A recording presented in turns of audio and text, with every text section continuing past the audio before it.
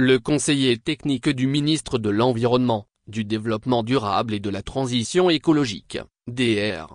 Lagomail Alex, a présenté, ce mardi 22 octobre 2024 à Abidjan Plateau, les efforts du gouvernement pour réduire les effets néfastes des changements climatiques en Côte d'Ivoire.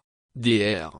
Lagomail Alex, par ailleurs, secrétaire exécutif de la Commission nationale de lutte contre les changements climatiques, CNLCC, s'exprimait au cours de la tribune d'échange et d'information du Centre d'information et de communication gouvernementale, CIC, dénommé Tout savoir sur Selon lui, la Côte d'Ivoire, pour lutter contre ces impacts négatifs des changements climatiques, dispose d'un ensemble de textes. Il s'agit notamment de la Constitution, du nouveau Code de l'environnement, du Code de l'eau, du Code forestier, de la loi relative à l'aménagement, à la protection et à la gestion intégrée du littoral ivoirien, de la loi d'orientation sur le développement durable ainsi que leurs décrets d'application.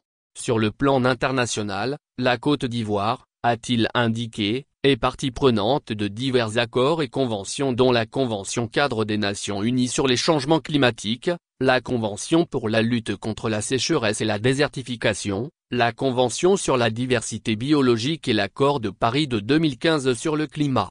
La question des changements climatiques est cruciale en ce sens qu'elle touche à notre existence, à l'existence des populations parce que les effets des changements climatiques peuvent se faire ressentir à la fois sur la santé, l'agriculture, la terre, les transports, etc. a expliqué DR.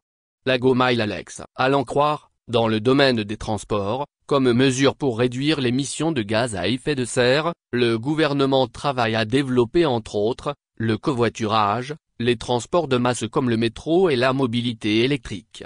Dans le secteur de l'agriculture, il a fait savoir qu'un vaste programme d'agroforesterie est mis en place par le gouvernement pour atténuer les effets de changement climatique. Dans le domaine de la foresterie, le gouvernement à travers plusieurs projets, dont le projet de paiement des réductions d'émissions autour du parc national de Taï, s'est engagé dans une campagne de reforesterie, afin de protéger les forêts qui constituent des poumons climatiques.